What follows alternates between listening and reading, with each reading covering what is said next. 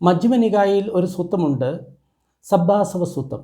ഈ സൂത്രത്തിൽ ഭഗവാൻ ബുദ്ധൻ ഈ ആത്മവാദവും അനാത്മവാദവും, അതായത് യുക്തിവാദവും ആത്മവാദവും വരാനുള്ള ഒരു വഴി പറയുന്നുണ്ട്. അതായത് സാധാരണ ഒരു വ്യക്തി ചിന്തിക്കുന്നുണ്ട്, ഭൂതത്തിൽ ഞാൻ ഉണ്ടായിരുന്നോ, എങ്ങനെയായിരുന്നു എന്ന് ചിന്തിക്കും. ഇനി ഭാവിയിൽ ഞാൻ ഉണ്ടാകുമോ, ഈ സമയത്ത് ഞാനുണ്ടോ, എന്താണ് ഞാൻ, ഇങ്ങനെ ചിന്തിക്കുന്ന സമയത്ത് ആ വ്യക്തിക്ക് 6 മിഥ്യാദൃഷ്ടികൾ ഉണ്ടാകുന്നു. ഒന്ന്, ഞാൻ ആത്മാവാണ് എന്നുള്ള ഒരു തോന്നൽ ഉണ്ടാകുന്നു. അല്ലെങ്കിൽ എന്നിൽ ആത്മാവ് ഇല്ല എന്നുള്ള തോന്നൽ ഉണ്ടാകുന്നു. 3, ആത്മാവിനാൽ ആത്മാവിനെ കാണുന്നു എന്ന തോന്നൽ ഉണ്ടാകുന്നു. 4, അനാത്മാവിനാൽ ആത്മാവിനെ കാണുന്നു എന്ന തോന്നൽ ഉണ്ടാകുന്നു. 5, ആത്മാവിനാൽ അനാത്മത്തെ കാണുന്നു എന്ന തോന്നൽ ഉണ്ടാകുന്നു. 6, ഈ ആത്മാവ് തന്നെയാണ് കാണുന്നത്, കേൾക്കുന്നത്, സുഖദുഃഖങ്ങൾ അനുഭവിക്കുന്നത്, എന്നിലുള്ള ആത്മാവ് എപ്പോഴും നിത്യമാണ്, ശാശ്വതമാണ്, ധ്രുവമാണ് എന്ന മിഥ്യാദൃഷ്ടി ഉണ്ടാകുന്നു.